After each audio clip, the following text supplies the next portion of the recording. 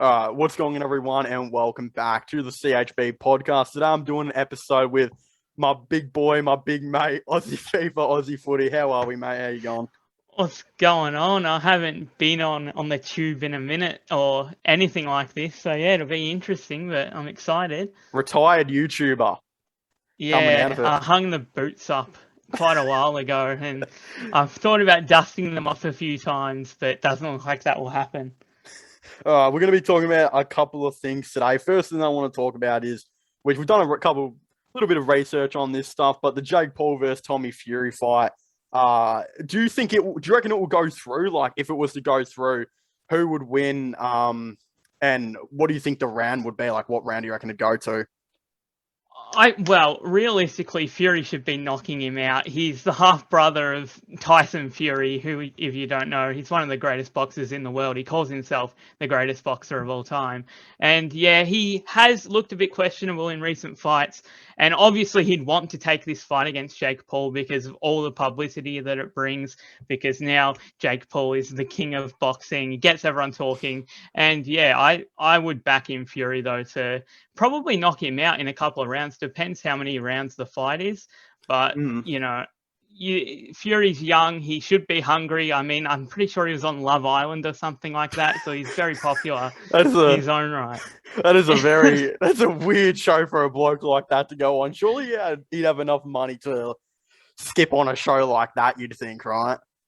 Yeah, you'd think so. I mean, who knows what his intentions were going on that show. I mean, I didn't see any of it, but yeah, I've heard a fair bit about it. Yeah, I honestly, well, you'd think he'd win, right? Like I've heard, of course, his last fight didn't go that well. He beat his opponent, but even he said Yeah, in he his did. post-game press conference or whatever you want to call it, post-box press conference, that he didn't do his best. And I think that, Jake's performance against Tyron Woodley lasting 8 rounds, that has boosted his confidence up so Oh much. yeah, that was very Yeah. impressive. And Mm. Woodley wants that second fight. I Oh, mean, I yeah. haven't heard if he's actually getting that tattoo, but Mm. I could definitely see a second fight between them going down in the future. But Fury should be very hungry after that last fight, and Jake Paul could get complacent sometime soon. It does look like he's very hungry in his own right. Mm. But yeah, I back in Fury. Apparently, I saw a rumor that the fight could get like kind of done, like negotiated within the next couple of weeks, which would be absolutely crazy because some people were saying it's going to be a late December type fight, which would mean that Jake Paul has fought 3 different people in 1 year. Oh, wait, no, four. I think 4 people. Because I think he fought Nate Robinson in January or Yeah, it February. was definitely early in the year if it Ben was this Askren, year. April, Woodley, September, and then if he goes to a December fight, geez, 4 fights in a year, you'd think he'd be absolutely gassed. Like he said before his last fight that when he hopped in, he said his feet were all tingling and stuff like that. And some people were like, "Oh, he's just making up excuses, this and that." But I don't think people realize if you train consecutively for 7 months of the year, man, that will do a Oh toll on your yeah, body. he's taking it very seriously, obviously. And if it was a December fight, like 4 fights in a year is a lot considering the camps they have to go through, which we assume he's doing. Yeah, We've he seen is. how much hard work he's putting in, so it would definitely take a toll. And I would be surprised if it was this year. I think it's smart for him not to have a fourth fight in a year Yeah, if he's 100%. seriously about winning this fight. But if he just wants as much cash as he can, Yeah, which it doesn't really look like because he's very serious about this and he's going on all these boxing shows uh, over on the US on TV. yeah, So yeah, if I was him, I definitely wouldn't be fighting 4 times in 1 year. He certainly yeah. doesn't need the money. There's a couple of reasons why as well. Like a Tyron Woodley 2 fight, it's not happening. Reasons why apparently Woodley wants it to be in St. Louis, or St. Louis, however you go about. Dude, let's be honest here. I don't think that will bring in as much cash as what Jake Paul will probably want it to. Not just that, I think people have moved on from Tyron Woodley now. Like if they were to rematch, I have no doubt that Jake will be 100% better in a rematch. It'd just be the same result. Like Jake would probably just win in 8 rounds again. Yeah, the thing is, people probably don't want to see a second Woodley fight. They want to see Jake Paul fight other people now Mm, because he's already beaten Woodley, and obviously Woodley, that would have hurt his ego a lot, and yeah, to lose to Jake Paul. So obviously he would want the next fight. But yeah, I'm not sure if it will happen, to be honest. He was great in the MMA. He yeah, was champion for years and years. 100%. But I reckon Tommy Fury. If I was Jake, I'd wait till February. Like, just oh get yeah, relaxed and, definitely. as you said in the press conference, run it back in Cleveland again. Like, why wouldn't you want to? Like, Cleveland was insane that night. I reckon he 100% will. But the next thing is, you're a big Indiana Pacers fan. One of your former players has actually been training with the Golden State Warriors and doing some workouts for them in Darren Collison. Should the Warriors sign Darren Collison, do you reckon he'd still be good enough to be an NBA player? And like, there's been rumors that I think it could be a money issue as well. Apparently, if he wants to come back, he wants like a 2-year deal, maybe with some money attached to it. What do you think about it? Should he come back? Oh, yeah. Well, he's been out of the league for a few years now, which is kind of surprising. He's still only 34 and players getting older and older and not regressing nowadays. But yeah, I definitely think he could fit in at the Warriors, be a good presence around the locker room. He is a good 3-point shooter. I loved having him in Indiana. Was pretty sad to see him go, to be honest. He grew on me a lot in his time there. Yeah, I'd honestly really like to see him there. Come off the bench, he can have a few good minutes a game, I think. And Mm, yeah, I certainly wouldn't be opposed to it if I was both him or the Warriors.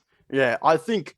Well, didn't he average like 12, 6, and 4 or something with like 40 something percent from three in his last season with Indiana? Like, that's insane. And like, think about it. Like, he's had a couple of years off. This guy's probably not going to come back as like what, a 34-year-old or whatever he is now. He's probably going to come back as like a 32-year-old, 33-year-old. But I Yeah, reckon he's going to be definitely ready. has some years added to his career. Yeah, 100%. I think I'm pretty sure there were a couple of things that he retired for. I'm pretty sure there was a mental health issue. But the second thing was, I'm pretty sure it was a religious thing from remembrance. I could be Yeah, wrong on it that. was religious Yeah. reasons for him retiring. But like, if you're going to come out of retirement, how does your religious, reasons change from then to now? Like, that confuses me a little bit.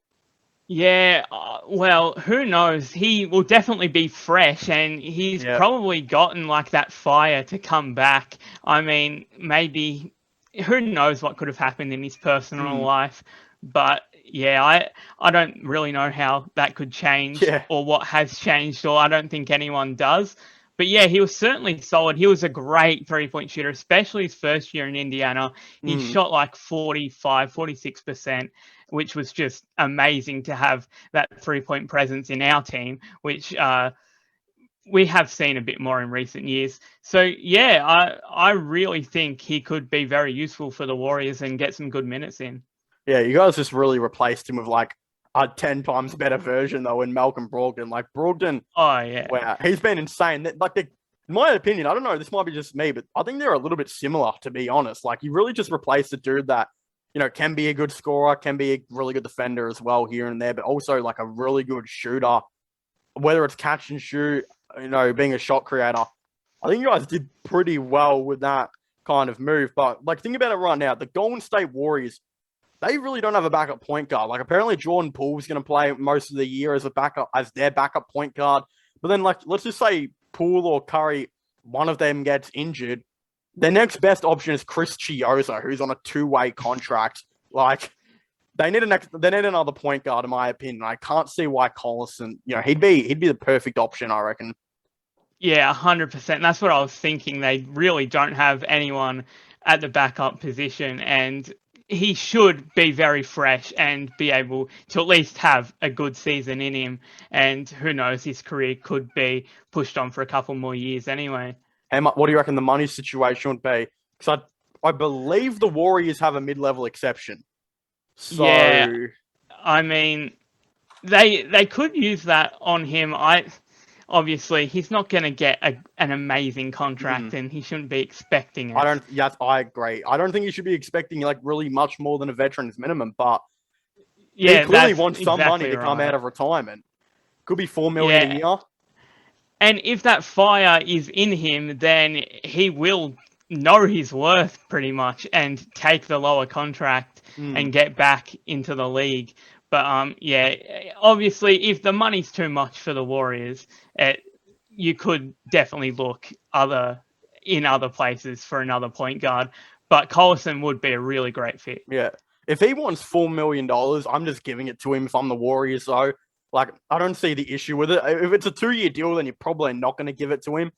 But it's 1 year, really. It's just like... Yeah, if you're getting him 1 year, $4 million, he could add a fair bit to that team. I certainly wouldn't say no if I was Golden State. Yeah, I agree. I guess, well, they haven't signed him. It's been a week since these reports have come out. Hopefully, like, when this podcast and video comes out or whatever that, like, he hasn't signed. I guess if not, though, like, if he has signed with them, then it makes sense that, like, you know, we're still talking about him like he's a valuable player. So either way, we're still saying it's a good situation. Whether or not he signs with them at the time of this coming out and whether or not he hasn't, I still think he should. And if he has, then good on the Warriors. I'm just keen to see what his contract would actually look like and if it is the veterans minimum or $4 million or something like that. Yeah, do you know if there's been any interest from any other teams or is it just Golden State? Well, I think he met up with the Lakers last year. I don't know if you saw that, but he was like with Jeannie Buss or something. But then, like, apparently that was just it was like a dinner, but like, dude, come on now. Like, it's clearly with them for a reason. It's fitting in the Lakers right now. They're quite old, but I mean, that experience will hopefully give them another championship. Yeah. That's what they're hoping, at least. I agree. All right, now the next thing was the Boston Celtics. They've been interested in Bradley Beal for a long time. You know, that report's been out for weeks at this point, but a couple of days ago, they emerged as a favorite for Zach LaVine if things don't exactly go right with the Bulls. If they decide to, let's just say they're having a terrible season, which I really doubt it. I think they can push for the playoffs, but if they're not making the playoffs by the trade deadline, then there's probably going to be some, I think, fright within the, Chicago Bulls franchise that LaVine might leave.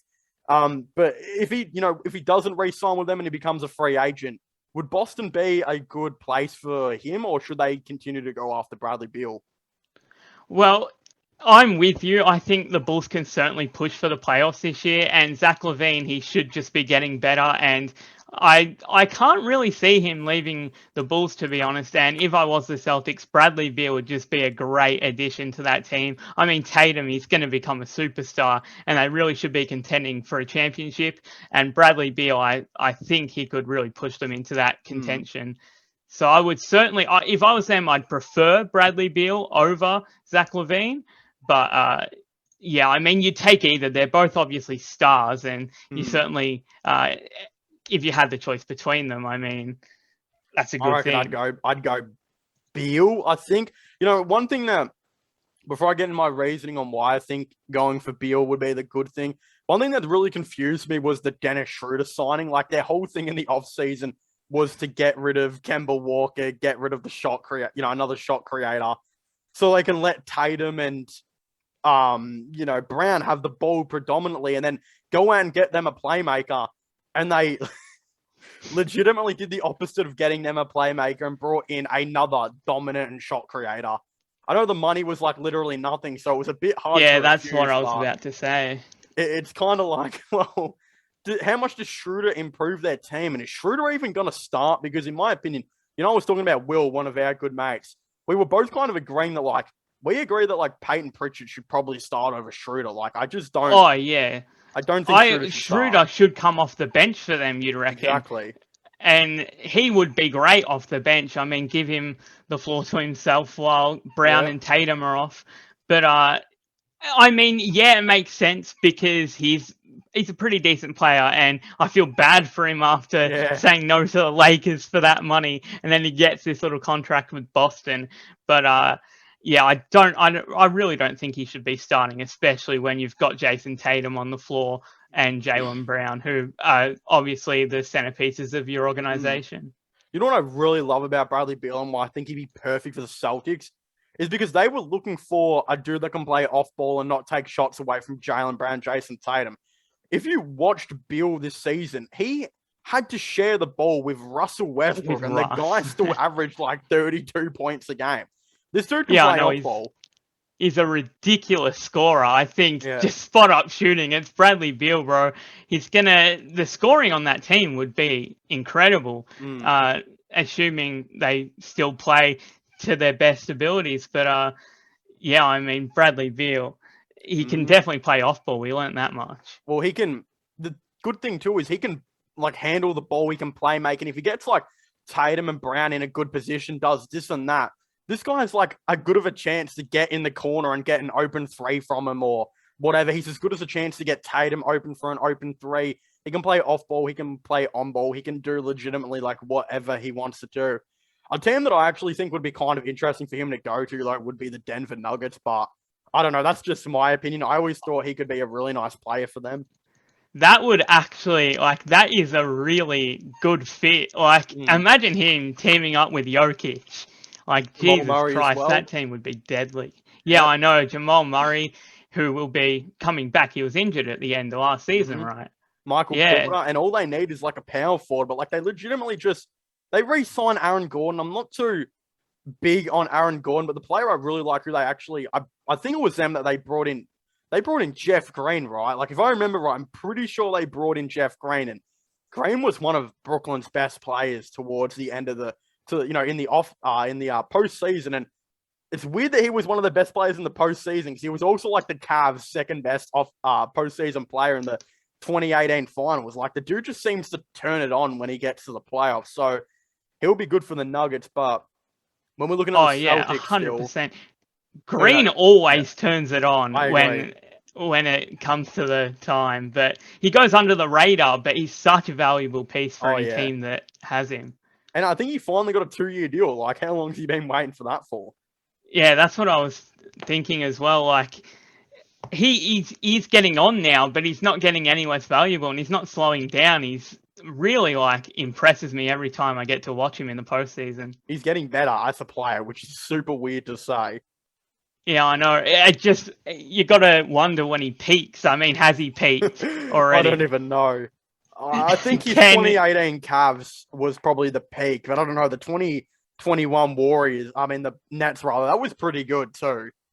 Yeah, I was very impressed and pretty surprised, actually, even though he did have that great postseason with the Cavs.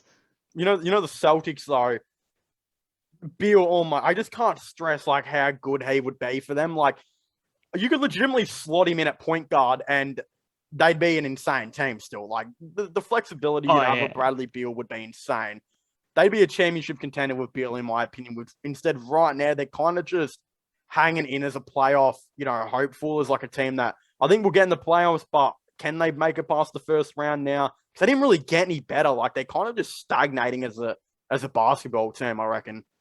Yeah, and that's certainly not what you want when Jason Tatum is still progressing like this. I guess they're counting on him to carry them. So, yeah, really, if they got Bradley Beal, they'd be such a fun team to watch. You'd see them on primetime TV a lot, I'm 100% sure. And, yeah, he could definitely put them in contention for that next ring. I don't think people realize as well how much worse they actually got this offseason. Like, they lost Kemba, they lost Fournier, and they brought in Schroeder and Horford. So it's just kind of like, well, what are they doing? I've heard a lot of people talking up Horford, and I mean, he feels at home for the Celtics for me, even though he was at Atlanta for a very long time. I don't think that's a bad addition at all, but yeah, losing Kemba, replacing him with Schroeder, which obviously contradicts itself. Yep. I definitely agree with you there. Yeah, I don't know. Celtics are in a very weird place, but another signing that happened recently was Dallas and Frank Ntilikina. How much does Frank Ntilikina help the Dallas Mavericks, do you reckon? I mean, when he first came into the league, we thought he could be a really great player, and he just hasn't gotten that much better, to be honest. Yeah. I'm not sure what he'll bring. Hopefully he can turn into a great player for them off the bench. But yeah, I mean, it's not a terrible signing. We'll just see how it plays out. Yeah, well, there's no fault of having him as like a 11th to 15th Exactly. man. Like, he's probably not going to get minutes, but when they need a defender, dude, he'll probably come on. Like, what are their backup point guards like? I don't even remember. Is Jalen Brunson still on the team? Like, did he go Yeah, elsewhere? Brunson's definitely still Yeah, there, and Brunson's solid. yeah. Trey Burke. Like, these guys are just scoring point guards off the bench. It's good to get a defender in, I suppose, that can maybe guard the 1 and the 2, which I guess Yeah, Milikina can do. he'll definitely help on the defensive side for the Mm, Mavs, which I mean they probably definitely need actually. But yeah, I'm not sure how many minutes he'll play, but he'll definitely be someone they can go to. mm. I could see him on the floor with Luka, like even down the stretch of games if they need someone to guard that point guard. Hopefully he earns enough trust to be on there for them. I can't see why, he like, yeah, again, as you just said, like, why wouldn't they give him minutes if they need someone like him? Like, let's just say they're getting torched up by James Harden. I'm pretty sure Jalen Brunson is not going to be able to Oh help with yeah, that. Like, just putting Nilikina on, see what he does. yeah, hopefully he earns that much faith for them to put him on in those situations. But yeah, you'd certainly rather him on a big name superstar down the stretch than say Trey Burke or Jalen Brunson. Mm. All right, the next thing is the John Wall situation. Now, before I get into all that stuff, how is it just taken this long that they've agreed on a trade? Like, I know it feels like it should have been done a very, very long yeah, time ago, to be honest. like, what was stopping the Houston Rockets from like saying this? Like, they already knew they weren't starting John Wall from the get go. They knew they Yeah, were never going to start him. They were going to start Porter Jr. at point guard, and they were going to start Green at shooting guard. John Wall, Porter Jr., and Green, they were never going to do that. I don't think no, he'll no play a way. game ever again for the Rockets. I think he'll sit the season out until he gets a trade. They don't want to play him. They don't need to play him. But if they can agree to say, all right, we're not going to play you, but guess what? You're still getting paid. Then John Wall's going to sit back, crack a beer open, and he's just going to be like, yeah, whatever. I mean, yeah, he certainly wouldn't say no to that, but it feels like we've hardly seen John Wall play for years and years now. We saw him a little bit last year, but yeah, he was never going to be a player in any sort of long term or short term for the Rockets. So Yep. it's really confusing how a deal hasn't been reached yet. And the real question is now, who should trade for John Wall? And before I ask this question, I'm going to get into like the teams that are apparently interested in him, and I'll get off to the first 2 questionable ones that I don't think are going to make any sense. First of all, the Miami Heat. How are Miami going to get John Wall if it's because they're not? Apparently, he's not going to get bought out because apparently there are teams out there that are interested. So Yeah. how would Miami get John Wall? Yeah, I really can't see a world where that happens. I was surprised when you even said that Yeah, like they were even in the running to get John Wall, but yeah, that's beyond me. I mean, obviously any team would take John Wall, but yeah. Well, the Heat just, mate. How isn't he like the second highest paid player in the NBA or something? Like yeah, his until contract Steph's is contract, ridiculous. yeah, until the other contracts activate, like Giannis and that. But the other team that I Yeah. just want to say, it's not happening. OKC fans, sit down. Like, stop. Just sit Oh, down. bro. You're not getting John Wall. You're not getting a first round pick to take on John Wall's contract. If there is interest from other teams, it's not happening. Stop. Sit Yeah, down. I mean, knowing OKC's front office, I bet we've just said that, and somehow it happens. Mm-hmm. I mean, they get some pick out of it, which is clearly what they want. They can just hoard as many picks as they want. They're a really confusing franchise right now, but John Wall just it won't happen. I want to say this as like uncreepy as I can, but OKC need to stick to scouting the 12-year-olds that they're currently scouting right now. The kids that Legit are in though. 2028 that are supposed to get drafted with their 8 first round picks. Stick to that. Don't worry about John Wall. It's not going to happen. But a team that I reckon this is the favorite in my opinion. If this team does not get John Wall, in my opinion, I think they've somewhat made a mistake here, and that's the Los Angeles Clippers. Like they're in the hot seat right now to trade for him. I thought Oh yeah. trading, I thought extending Kennard didn't make any sense because they brought him onto a long-term deal worth about $13 million a year, where Ty Lue didn't even want to play him in the playoffs. Then you look at Bledsoe. Why did they trade for him? He's on like $17 million right there. That's $30 million. If you can somehow say, now I'm not too sure if you can, I don't even think you can do this in the NBA. I'm pretty sure you can do this in the NFL. I know you can do this in the AFL. I don't know the rules are as far as this, but if I was the Los Angeles Clippers, what I would say is, let's see how the season goes, but let's trade for John Wall near to the deadline. So basically, let's just say he's on like a $43 million contract. Once Houston have paid him that $13 million, and you can match it with the Kennard and Bledsoe $30 million, make the trade happen. Get John Wall in the team.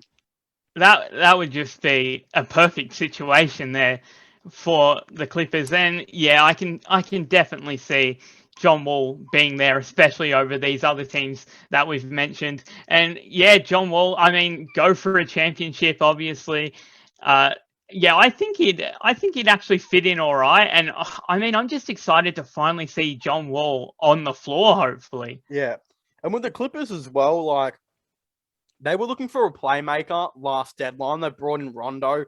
Then for some reason, they just decided to trade him away for Bledsoe, who is the complete opposite of a playmaker, which it just didn't make any sense to me at all. But, dude, John Wall would be kind of cool. But can I just say, so this is all being reported by Mitch Lawrence. If you could, like, let's name a team, right, who you think would be the least most interested in John Wall. And I'd probably tell you this team is interested, right? Just think right now. What team in the NBA would be the least most interested in John Wall? Oh, the Sacramento Kings. Ooh, that is close. I'll give you a hint, though. This team just drafted a point guard. Did they? Yeah, that's your hint. Top of your head, what are you coming up with? What, like early? Yes, early point guard they took.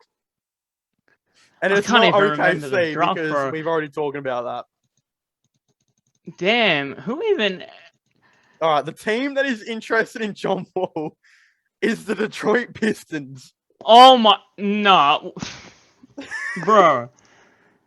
And that was the last thing I was thinking. This is all being reported by Mitch Lawrence of Sirius XM NBA Radio. The Detroit Pistons. Why would the Detroit Pistons want John Wall? I mean, a mentoring role? That's for $43 million? Yeah, exactly. For that much money. Like, that is really confusing. I mean, I don't understand how that could possibly be true. The only logical team, I think, are the Clippers. Like, that's the only logical team, in my opinion, that should go out. Or maybe, look, I believe there's somewhat of interest in here. I think I saw a reported. I can't remember off the top of my head. It wasn't that dude who I just said, but I heard the Philadelphia 76ers might be interested. But considering Houston apparently declined a James Harden, Ben Simmons swap last season, I don't think they'd be too interested in Ben Simmons this season. Especially if they have to give up John Wall and a bunch of first-round picks, this and that. Probably not going to happen. Yeah, I mean, a Simmons trade obviously has to happen now. I mean, they probably don't want Simmons, and to give up all those future picks that they'd have to get him. Wall at the 76ers certainly wouldn't be bad, but I'm not sure that the trade would happen. The thing is, too, I actually think it's actually good for both teams, though. Like, the Sixers finally get a shot creator. Simmons. Yeah, that they haven't had ever. Like, Fultz was supposed to be that guy, and I actually watched a 30-minute, like, mini documentary on Fultz today, and it's probably another discussion for a different video about the whole Markelle Fultz saga, but... It's definitely interesting. Yeah, Ben Simmons as well. Dude, he would be perfect for the Rockets. Like, they need a power forward and a defender, and also need a ball handler. Like, come on now. Yeah, Simmons is an incredible defender, and I'm not sure why they wouldn't want Simmons, to be honest. But yeah, especially like he's very young still, and centerpiece of your organization if you can keep him happy. I mean, it's hard to pass that up for John Wall, who has that huge contract that they don't want him at all. Well, yeah, again, in my opinion, it's a win-win for both teams. And like Simmons fits the timeline of the Rockets. Like, I think he's not even 20. I think he's turning 25. And when you think about it, that is not old at all. In my opinion, that fits the timeline. So young. Yeah. Especially in the NBA. And he's not well, hopefully he's not even hit his prime yet. You'd hope so. I don't know if Simmons can move forward until he gets at least a mid range, but considering he had that in the summer league, I don't see why that can't happen. Bro. He can.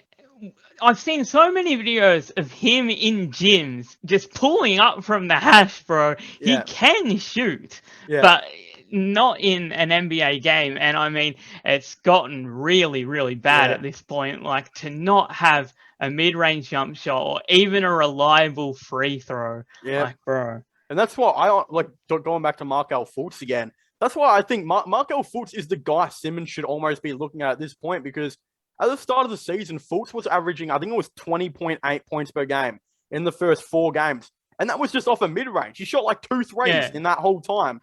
Like, and then, he had a couple of bad games, but it was supposed to be like Fultz's first full season, then he did his ACL. But like, if you're Simmons, you should be watching Fultz in those first 3 games, because he's one of the only players in the NBA that like just exclusively used the mid-range. And that's what, if Simmons wanted, that's what Simmons could do. I don't see the issue with it. No one's telling him he needs to have a 3-point shot, as important as 3-point shooting is in today's NBA. He's such a talent that if he just developed some sort of mid-range game, he'd almost be unstoppable, to be honest. Yeah, I completely agree. But moving on now, we're gonna talk about some AFL. I haven't talked about AFL really yet on this podcast, besides like the first 2, and I haven't made an AFL video in a long time. But I thought, you know what, who better to do it with than you, to be honest. Yeah, that's what I was gonna say. I mean, it's hard to talk to me and not talk about football, to be honest. But again, the first thing I wanted to talk about, so I guess this player, whoever we suggest for this, should be damn well honoured that centre half bench and Aussie FIFA are talking about him. But who should captain the Richmond Football Club in 2022? Well, today I've seen a lot of different opinions, and it seems like the public isn't really on board with this from like comments that I've seen online.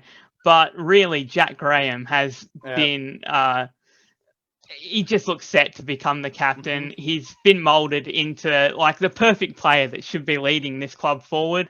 And I mean, if Grimes or Rewalt take the captaincy for a year or 2, I really think it should just end up with Graham. And I mean, you can just start now. Koch got the captaincy when he was very young. Graham's older than that. He's like been in this successful side. He's seen what leadership looks like. And yeah, I think he should be set to be captain. Yeah. And you know what's the thing too? Why I'm 95% sure it will be Jack Graham? It's for some reason Caroline Wilson recently has seemed to like know what is happening inside every club. I don't know how she's doing it. She's getting everything right. Yeah, it's been crazy. Everything right. And she's been saying that apparently in her words, like this is such a Caroline Wilson thing to say, but Richmond adore Jack Graham. So it's just like, it's happening. They're making him captain. Yeah. And I mean, I'll be extremely happy when it happens. I don't want co-captains. That's what I don't want. I don't like co-captains. I like vice-captains. I like leadership groups. And he'll have a lot of support there. And I mean, Cochran in his last year or 2, I mean, he'll have so much support to be a great leader, especially next year when Rewalt and Koch and all that are still at the club. And I've seen some people were saying like, oh, they shouldn't make Graham captain because he won't be ready for the captain's meetings. Like, what a weird thing to say. Like, the hell is like, do you think this bloke's never been to a meeting before? Like, my mate, he sits in meetings every morning at the club. It's not going to be too much different. He's just going to be leading the greatest football club of all time. And like, I've seen so many people say Dusty should be captain. My mum said Damien Barrett said that. So that's my source saying my mum is my source. Apparently Barrett said that.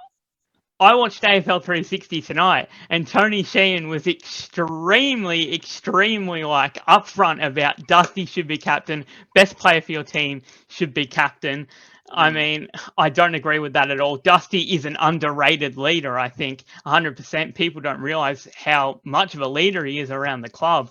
And I mean, I wouldn't be opposed to seeing him as captain. I mean, I just don't know if he needs that pressure in the last few years of his career when it's not going to be a long-term thing. You know what's the most random one I've heard though? Like, and I've heard multiple people say it. Dude, why are people saying Jaden Short? Can we just like? Yeah, I heard him on radio a few months ago now on SEN, and they were asking him about his thoughts on taking up a leadership role at the club, and he said like he wasn't expecting it at all, and just he'd be interested obviously, and he'd want to, but I mean it didn't sound like it made sense for him at that time, and it doesn't make sense to us either. He doesn't look like the captain type. Like, I Oh don't even know no, if he looks definitely like the not. vice captain type. Like, I love Jaden No. Short. I think he's so funny, but if you watch him in interviews and stuff, like, just the funniest bloke. Can you imagine that bloke just being like going to like captain interviews? It wouldn't look right. Exactly, and you can see Jack Graham in that role, Yeah. like, and being professional with the media, all this, he's been groomed for the role. And it's beautiful too. When have you last seen someone with that country charm that he has? Like, you probably won't see it much. And I just think it's a match made in heaven. How is he not going to be the captain? I just I can't see it know. not happening. And it's not like players haven't flourished under being the captain. Jack still got 2 times better being made as a captain. And people forget that Jackie Graham averaged 20 disposals a game and nearly a goal every second game. Playing as practically a half forward this year and Yeah, finished second in the best and fairest. He's going to get like 75% plus midfield time. At least I'm hoping next season. He's in for a breakout year, whether he's captain or not. yeah, he's really one of the most like under the radar, amazing plays in the competition. His goal kicking on the run. I mean, Yeah. really, if he got more midfield time, because he's putting up all these numbers and having these amazing, consistent performances every week without getting that midfield time. So, I mean, as our older players move out of the club, we're hoping he'll move into the midfield there and he'll just flourish. Where does Cochran play next year? What do you think? Because there's no way he plays like after what we saw last season. I'd be like very disappointed to see him back in that midfield consistently. Yeah, I mean it's tough because I really, really love Cochran, and a few years ago, it's kind of stopped in recent years. We'd see him rest forward, and he just doesn't seem like that dangerous type of player. I mean, around the goals, he'll obviously be fantastic to have at the club next year, but I don't know. Half back is like all you can really think of. The wing, like. Because he can't go in the middle, he's probably not suited to go forward, and obviously he can't play man-on-man in defence. So yeah, it's a very tough one, but I'm very glad he's going around for at least one more year. He doesn't have the leg strength either to kick out, I don't think. Like, not at all. I think this dude, I think he will play half back, but I also like, I think now that the captaincy's being taken off him, I don't think Hardwick feels pressured to drop him if he had, a couple of the games he had this year. Like, he had 3 games in a row where he averaged like 12 disposals a game. Like, that is extremely bad.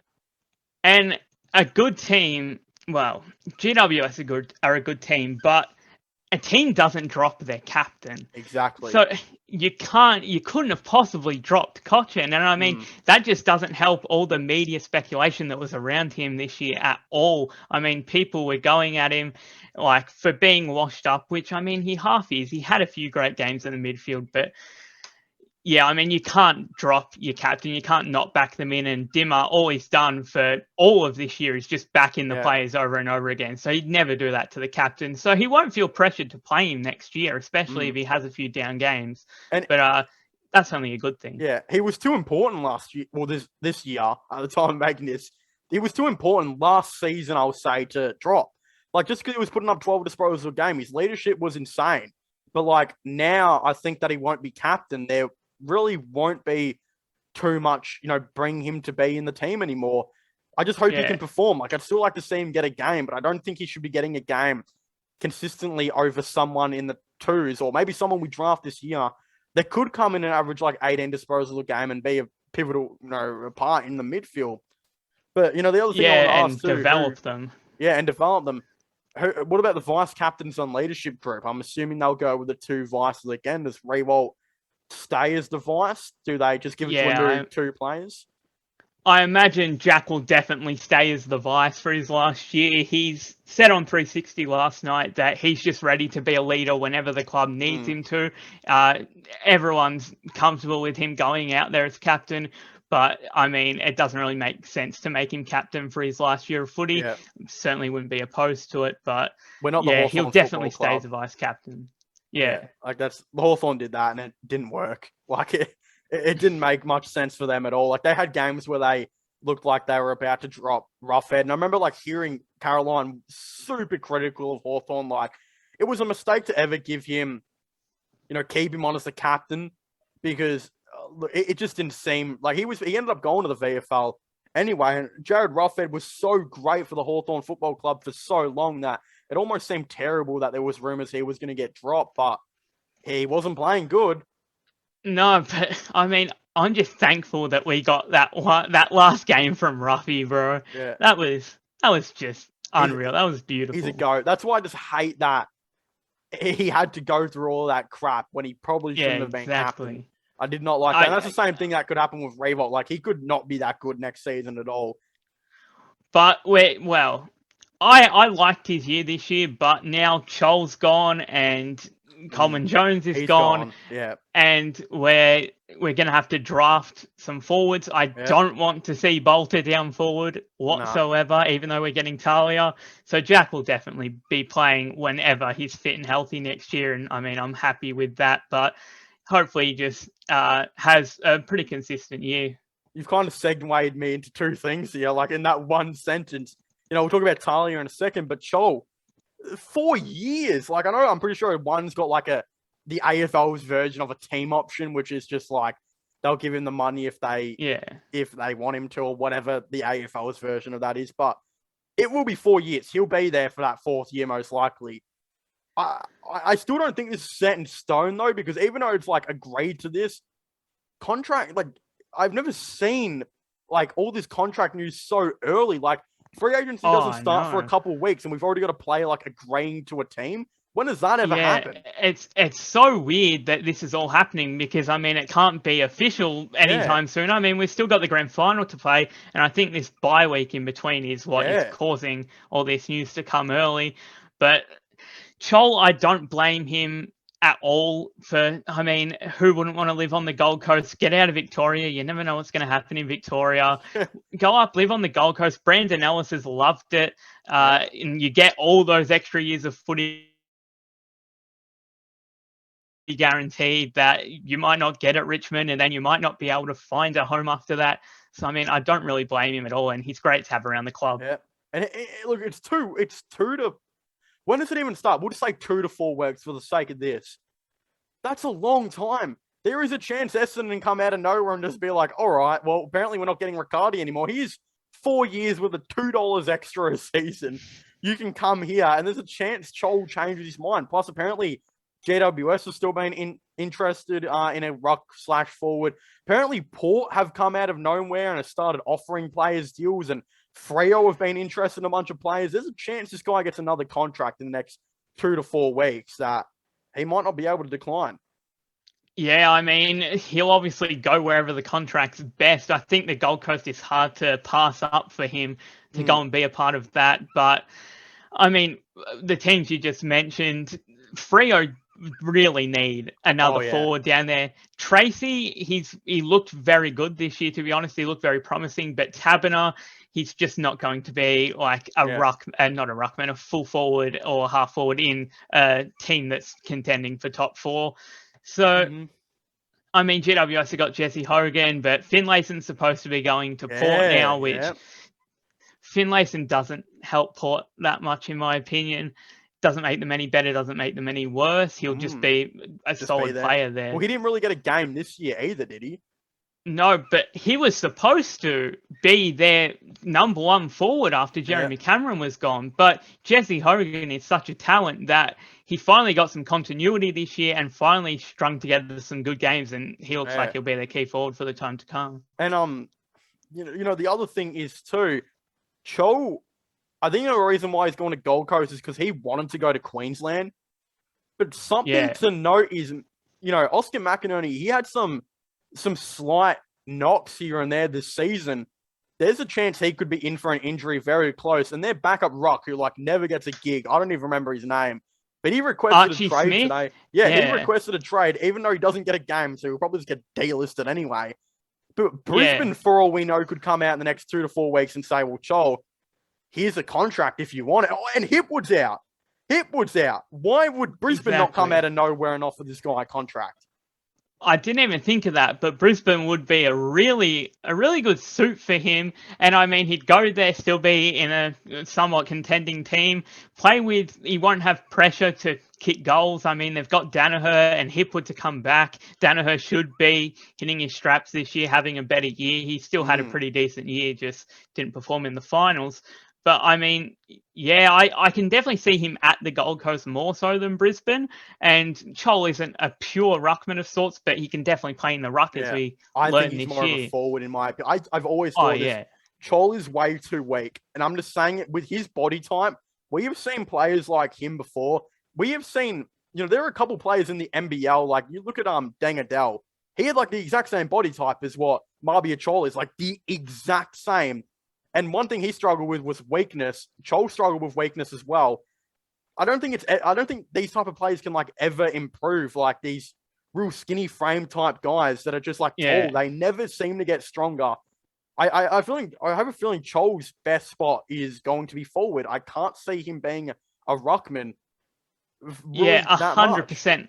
And he's a pretty good kick. And exactly. The reason he's good around the ground and he's in the ruck is because he's so agile and he can do these great things, have those big runs through the on the wing or down the ground that you don't see in other ruckmen. But as you said, he can't be a ruckman because he's just not strong enough.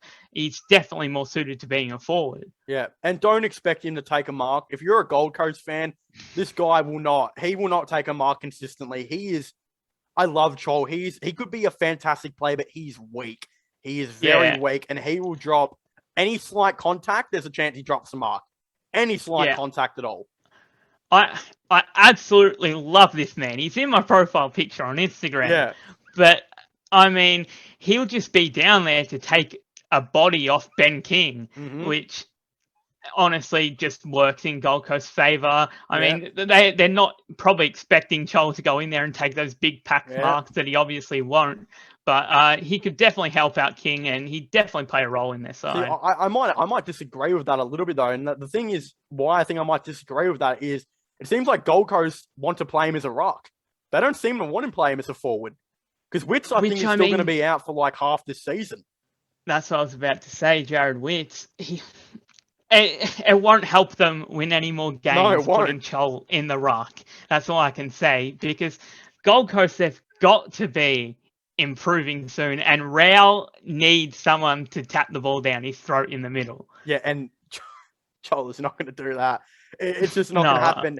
The perfect play for Gold Coast to go out and get this free agency was Coleman Jones, in my opinion, and they got the wrong one. They got Chol, and I think that was partly due to North Melbourne just coming out of nowhere and saying, all right, we want Coleman Jones, and we've got pick 20, and it looks like that's going to be the trade, pick 20 for Coleman Jones. And, oh, wow, he would... I believe Coleman Jones would be better for Gold Coast, and I think Chol would be better for North Melbourne. That's just my thoughts on it. I agree, but the thing is, North it seems like they want him to replace Goldie, and they have so much faith in him. They've given him a 5-year deal. Wait, for Coleman Jones, wasn't it $400K a year? Yeah, 400 or 450K a year. That's good to start off with, but it's not much towards the end if he gets good. Yeah, we haven't seen that much of him, and we've seen him in the ruck a little bit. He came in for his first game and played ruck in Dreamtime, and he actually played pretty well. But he definitely looks to me more suited down forward, but he definitely sounds like he wants to be a ruckman. Which is, I don't know. I just think that if they're gonna play him forward, I think his position is more like Larky / that Lynch, whereas I think Chol would be Chol's. If we're going to point Chol and we're going to say, are you more like Raywalt or are you more like Lynch? He's going to be more like Raywalt, right? Yeah. Which is, the thing is, if I ask Ben King, are you more like Raywalt or are you more like Lynch? He's more like Raywalt. I feel like they needed that Lynch. Yeah, I think they needed that more Lynch player, and I think Coleman Jones is a lot like Lynch. I thought Coleman Jones Yeah. was Oh, perfect for yeah. Gold Coast. Because I didn't want to see Lynch and Coleman Jones in the same No, forward not at line, to be all. honest. Yeah. But it looked like that was what was going to have to happen because Jack was retiring, and I thought Coleman Jones would just stay and come straight into that team. Obviously, not the case. He looks really good down forward, to be honest. We saw some great games from him this year, taking those marks, going back into beautiful set shot. I mean, I Yep. really like him as a forward. Didn't he kick like 4 in his second game of his career, Coleman Jones? Yeah, he came straight into the team and he just tore it up. I mean, it Yeah. was great to watch. And I was sitting there thinking, oh, look at this. So good for the future. We're going to have this key forward who can come in and also play a role in the ruck. Not to be. Yeah, I don't think losing Lynch and Chol is really bad for the Tigers at all, because Chol I don't think really fits with the Tigers, and I also think Coleman Jones is too much like Lynch, so I don't think it'd work for the future at all. But with Chol, surely the Tigers get their second round pick. Like, we already own their third round Yeah. pick. They're not going to give us a fourth for Chol, you wouldn't think. Surely Yeah, we can somehow get their second. Yeah, and I mean, all these picks coming in, I'm certainly not angry about what we're getting back for these players. Pick 20 for Coleman Jones. I'm happy enough with that because I didn't want to see him and Lynch in the same forward line for 5 years. But yeah, and hopefully we can use these picks, all these picks that we have, draft 1 or 2 pretty decent key forwards that will fit right into our team for the future, and they'd get games early by the looks of it. Mm-hmm. I want to ask you this question. Now, I might be putting you a bit on the spot here, but if I was the Suns, so what they have, like pick 3 or something, in my opinion, I think they should really try and trade that for a young inside midfielder. But off the top of my head, I can't really think of who that inside midfielder would be. Yeah, I certainly agree with you, but they need to get better, but I think they traded pick 2 for Lockie Weller. Yeah. And I think they're a bit scared of doing something like that again. Yeah. So has that really ended up? That doesn't really ended up that bad for them, though. Like, I'm sure like a Brayshaw would be good, but they're not going to improve that much, with Brayshaw with the team they've got.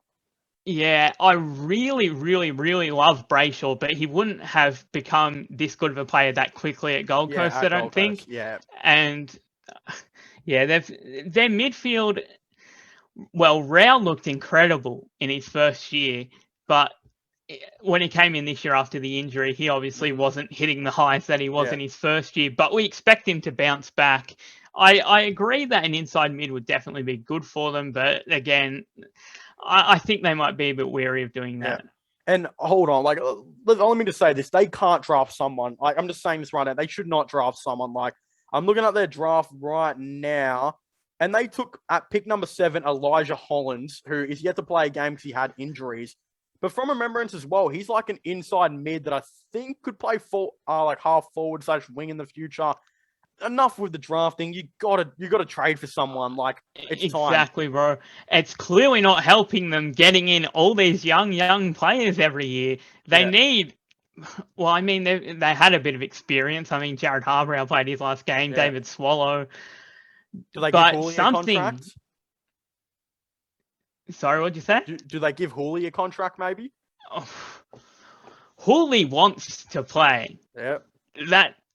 But I don't know if he wants to play somewhere other than Richmond. Like, he really sounded like loves Richmond.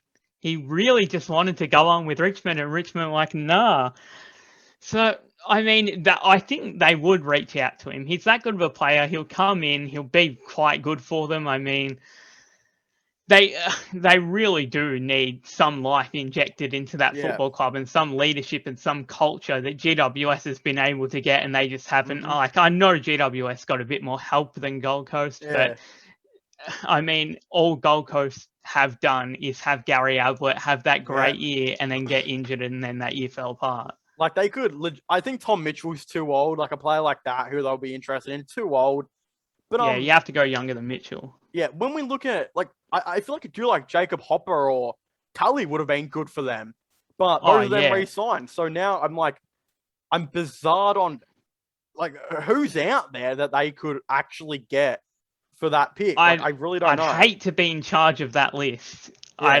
absolutely hate. Like, they've got to be working night and day. They've got to Yeah. find something. I mean, hopefully they're scouting a bit better than we are. But I mean, I don't trust them to be. Well, like the thing about this, right? So the Tigers have pick 7, 15, 20, and 20. No, it's like something like that, right? Gold Coast or North have pick 20 rather, and Gold Coast have like pick 23. If you add both of them to the Tigers list, we'll have like 5 or 6 picks in the top 30, top 25. It's going to be crazy. We're going to be insane. That's what I'm saying. I'm so excited for this as well. And people are saying, "Oh, Richmond are down. Richmond are gone." I mean, we have some older players that will be exiting the club in the next few years, but this draft hand we've got this year, and these older players to guide them through their first years. I mean, I'm very excited for what the future holds. We could realistically as well, if Richmond really wanted to, we could offer like pick 20, 25, a future first round pick for like a top 10 pick, and every team's going to say that. Like every team's going to say yes to that. We could legit be having like pick 7, pick 5, and pick 15. Like realistically, it could be an option.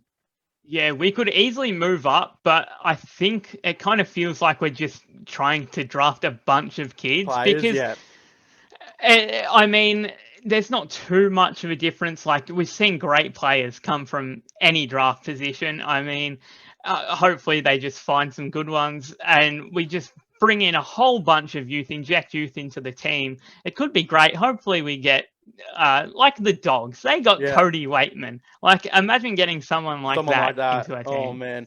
Well, the first step I think that the Tigers need to like hope for is for the AFL to like pull their finger out and increase list sizes again.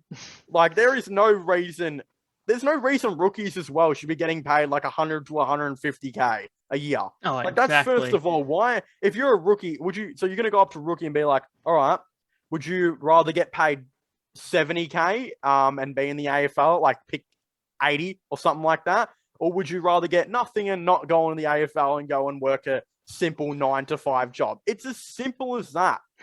Exactly. 70K a year for a young player. No kid's going to turn that down. I mean, I know it's tough with COVID and all this, but list sizes need to be extended soon, and it definitely help us. Yeah, and membership numbers are at their highest. Like, and next year they're supposed to get. We're going to get like heaps of fans to the AFL next year. Why would they not increase list sizes? Yeah, everyone's getting around their club and supporting their club, which you'll love to see because the clubs have had it a bit tough. I mean, everyone's had it tough, but I can't see much of a reason. I know it's been expensive for them to figure this all out, but list sizes have got to go up. Hopefully once we get back to some sort of normality. Yeah. And Daniel Talia to the Tigers. What do you reckon? Yeah, I'm happy because, I mean, he'd be great if we were still going to contend, which, I mean, we still can. It all depends. Like, I think we're the biggest team that in the competition where we don't really know what we're going to be next year. You can kind of map out every other team, but Talia coming in is only a good thing. Come play down back. I mean, as long as we don't move Bolter forward, I'm happy. You can take a man down there. A funny little story I got for you. So we got this mate named Xavier who is a mega Cats fan. We know the Cats have been having a lot of issues today with like a bunch of players being over 30. I was at the park having a kick with him the other day, and I was like to him, "Oh, you hear about Daniel Talia? Apparently he's making an AFL comeback." And I was like hinting at him joining Richmond. He goes, "Oh yeah, apparently he's joining Geelong." I was like, "What?" That kid will say anyone's joining Geelong. Jack Darling was supposed to join Geelong, bro. Yeah, like wouldn't you? I think Talia is the last player you'd be thinking about joining the Cats. Like, he's 30. Yeah, he fits their limit, doesn't he? Like, you need to just worry about getting some young kids. But yeah, I think guess there's a couple of things I want to talk about before we hop off. So I'll probably talk about like Narkle and that maybe if we do another thingy here. But Narkle to the Tigers, quick and simple. I think it's happening. Richmond probably won't have to give up much to get him because Cats have like 800 different problems right now. Narkle's the last thing they want to be worrying about. So Richmond will offer up late 3rd round pick, early 4th round pick. It will get the deal done. Exactly what I was thinking. He was only like pick 60 for them, and he'll be great for us. I don't care if he can be a good player in the future. It's not Richmond's problem. Like, that's Geelong's problem, isn't it? So I mean, Geelong are all over the shop right now. Their young players will want out. They've got Constable to worry about. They've got Clark to worry about. They have Clark should be going home to WA. Apparently, they're not interested. Apparently, North are interested, I think I've heard. They've got 6 players who are ready to retire. They've got member concerns. They've got draft concerns. This is going to be the first year in a while they're actually going to have to scout, and they don't have their 1st round pick. Mate, Narkle, they're not going to be wanting to worry about Narkle. They'll take what they can get from them. They won't get upset. Yeah, I mean, they shouldn't. I think you're kind of lowballing their like interest in Narkle. I mean, they know he's going to be a great player, surely. Yeah. So they should be trying to keep him because he's one of the younger players at their club, and all they need is youth. But I mean, if he requests a trade, they're stuffed. Like they're completely stuffed. 100%. And that's what I'm kind of hinting on. Is I think they're requesting a trade. He's going to request a trade. And like no one, hopefully us, will have to give up too much to get him. And that's why I'm kind of lowballing. Like, no disrespect to Geelong or Narkle. The reason I'm lowballing is I think he wants to request a trade, and they've got about 15 other things to worry about. Is why I think his value's there. But dude, we've seen clubs. It could be a lot higher if he played a couple more games. Like I'm gonna look at Collingwood for example. Look at them in Treloar. Dude, they had so much things to worry about. All they got back was like a 2nd round pick or something for him. They're not. I mean, that Collingwood off-season will go down in history. And Geelong have got more stuff to worry about right now than Collingwood created all of their problems by themselves. Geelong have been given all their problems from age and this and that. So, and I think Geelong, surely they know that they've got to make changes there if they're going to push towards like becoming an actual premiership contender. Yeah. Craigie McRae, was he a good signing by the Pies? 100%. I mean, we look at Carlton and how they went out and said they wanted an experienced coach, and look what's happened now. They're in absolute shambles. Collingwood went under the radar, picked up a great player, a great coach who has a great network around him now with Brendan Bolton and Justin Leppich, and they're just going to build from the ground up. Craig McRae, he's a people's person. They're going to love him. They're going to grow with him. And I mean, I really rate that from the Pies, as much as I hate to say it. Can I just, I need you to, before I get into my opinions on this, give me a clickbaity title real quick. Aussie FIFA calls out Collingwood for copying Richmond again and taking our crap again. Explain what I'm talking about here. Tell people at home what I'm talking about. I mean, you don't blame them for copying us, though. Like, I don't blame them at all, but it's a good move. I mean, they copied our whole game style and then beat us with it. I mean, well done. Well done. Well done, Nathan Buckley. Clap. I mean, he had lunch or a coffee with Damien Hardwick. Dimmer probably gave him his secrets, and then, I mean, yeah. He better repay us for that. He should come and coach our VFL team or something. Imagine Nathan Buckley comes and as an assistant coach. I mean, apparently David Teague's already doing that, which will be great. Oh, yeah. Chrissy Newman, I heard there was rumours about. Yeah, that would just be fantastic. I mean, we've lost Carousella, we've lost Rutten, we've lost McRae, we've lost Lepper. Getting these new coaches in will just be really, really good. Hey, Hawthorn have lost a couple of coaches. Bolton, they lost to Collingwood. Newman, apparently they could lose to Richmond. McRae, they lost to Collingwood. And it seemed like players certainly weren't happy that Clarko was leaving. And Clarko too? What? I don't forget him. Clarko was so invested in that group. I can't believe what happened. I can't believe they've done everything but get Sam Mitchell help too. Like, this does not look like a good start. And like, they've left him by himself basically to fend for himself after like this whole controversial succession plan has just not unfolded at all, and now he's just thrown to the Sharks. I heard I would have thought the Tigers were going to be interested in Harvey, but I can't remember who it was the other day. I think it was Carlton. There was a rumor Carlton were going to bring him on, not as the coach, but as the head assistant coach. And we've heard that news before them even being interested in, like, linked to an actual coach. Like, they've been linked to every coach, but all of them have said no. Yeah, their Carlton situation right now, I just can't believe the mess they've gotten themselves into with the board and everything. And now their options are Daniel Giansiracusa, Michael Voss. I mean, Adam Kingsley, from everything I've heard, is supposed to be great. But if I was them, I'd take Kingsley. But they haven't came out and said they want a younger coach yet. Do you know what's the thing too? I have a feeling I know who they're going to take. If they spoke to Collingwood and said, "Can we have some advice?" You know who they're asking advice on? They're asking advice on Adam Kingsley. No, Adam Kingsley. You reckon? Because Collingwood interviewed Adam Kingsley for the head coach. Oh, you're right. So they're going to ask, how did that go? Was he any good? Give us some advice on him. And they'll hire Adam Kingsley as their coach, which is another coach Richmond will lose. That's like, the fifth coach in the last 3 years or something. They're just we've lost so many. And I mean, they were all absolutely fantastic for us. Yeah. And the only reason I went straight to Nathan Buckley there is because Kane Corns has said that Nathan Buckley would be he thought he could be the next coach for Carlton on multiple occasions. Yeah, I've Wasn't there a rumor he was joining the 7 News? Not 7 News, 7 footy team or something?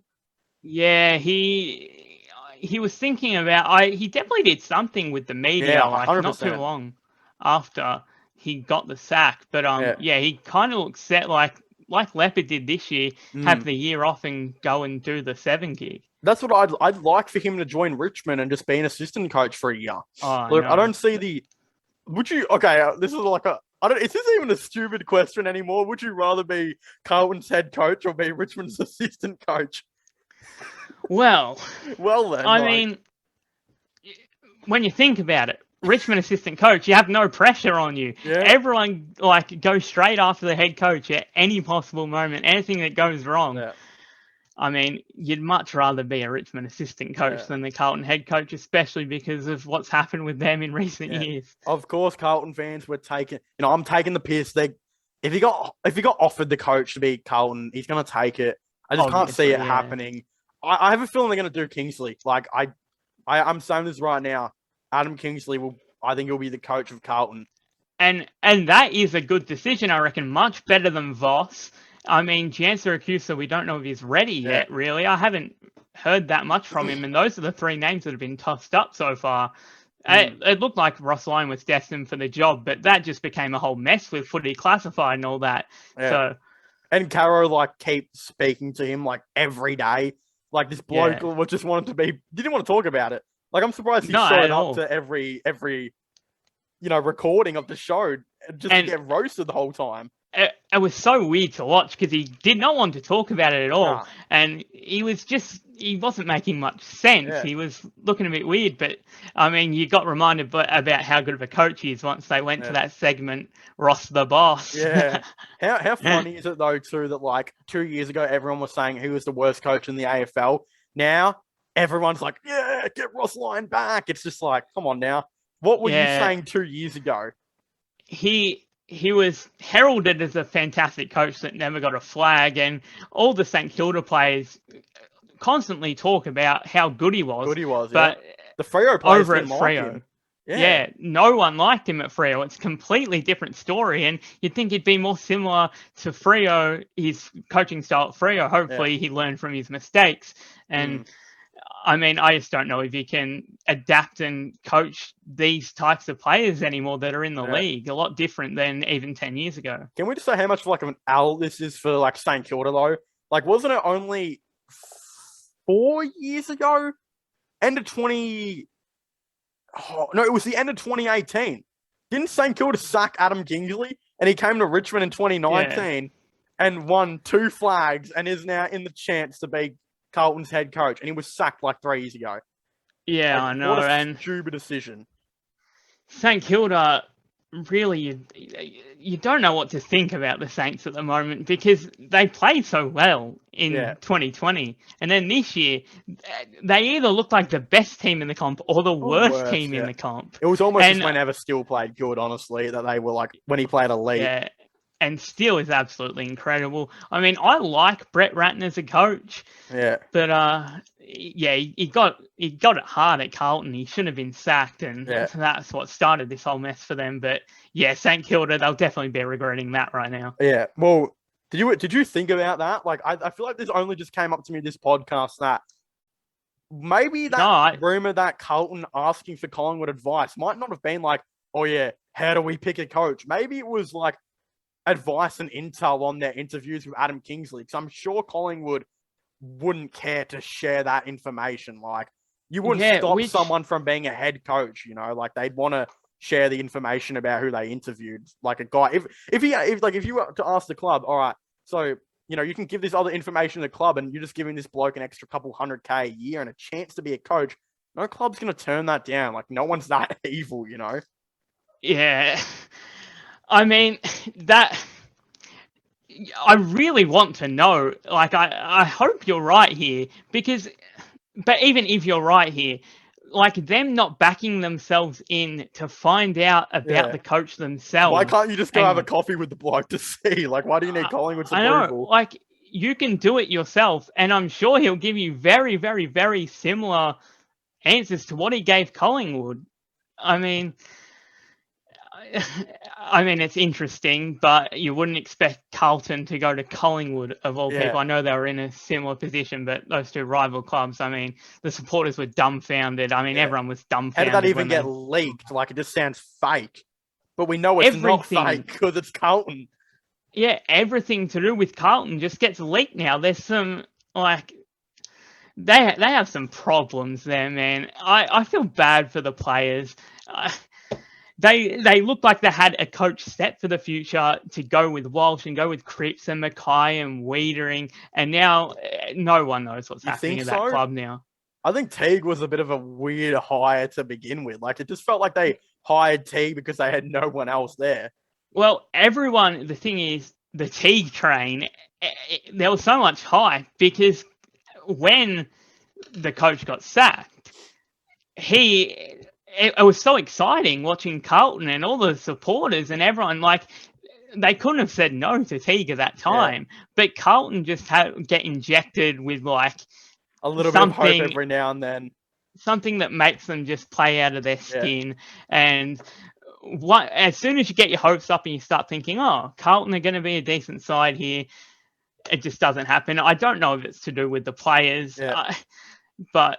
Yeah. It doesn't help for Carlton's point of view as well that this is Richmond have had like the most disrespect probably nearly in team history, to the point where if you play for the Richmond Tigers, you're going to want to come out and shut everyone up in the first game. And who did Richmond play in the first game? I mean, Carlton look okay every year now in this first game, but they lose by 30, 40 points. And I could see it getting ugly, and I hope it does.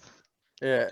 I hope it does. I hope we can smash them, but hey, who knows? I guess it will matter if we're in for a big off season though, and hope we inject some life in like the first game.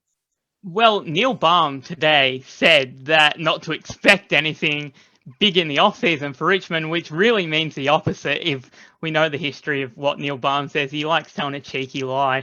He reckons we haven't got too much salary cap. Yeah, and that sounds like cap too. Like. That doesn't sound real at all. If the salary caps are remaining the same, and were we not interested in Brad Crouch like last year, and he accepted like an $800K deal, and were we not interested in Tom Mitchell? Really, it's well, Neil Baum lies to the media, so hopefully he's lying here and he's not telling the truth. I don't know. I don't know if I want him to lie though. Like, I don't want us to go and get like a dude like Tom Mitchell. Like, I want us to get a bunch of picks and get Narkle and get Talia and do that. Exactly. Like, that's what I want. And pray that list sizes get increased. That'd be the ideal off-season for Richmond. Yeah, for sure. All right. Well, I think that's enough. This probably went a lot longer than I expected, to be honest. We got a bit carried away. 11:52. Yeah, but who doesn't love a bit of the Tigers and talking some footy and NBA. But Yeah, I know. Once we start talking about the footy, I can't shut up. Yeah, well, I want to thank you, Kane, for joining. Go subscribe to his channel. I don't know if it will do much. I'm hoping he makes a return to YouTube. I'd like to see him return. I mean, I really enjoyed this. This was a lot of fun. So, that's what I was saying. mean, I was saying to Xavier, maybe I might spark something within to get you back. I mean, I've made a few videos and had fun making them. I just haven't put them out there. So really, yeah, not recently. Just over the last year. He's talking about adult films that he's made. I actually am. You can look forward to my future in that industry. Okay. I've been working on it for a while, waiting to turn 18. A couple more days. Oh my goodness. Okay, well, there you go. Yeah, I want to thank you guys for watching. Make sure to leave a like and subscribe to the channel. Subscribe to my clips channel if you haven't already. A bunch of clips from this will be coming out. Again, I'm not too sure if it will do anything, but go give Kane a sub. And yeah, subscribe to my other channels. Everything that I've just said will be linked in the description down below. Comment your thoughts and opinions on all of this. And as I was saying, leave a like, subscribe, and comment. And I'll see you guys next time. Goodbye.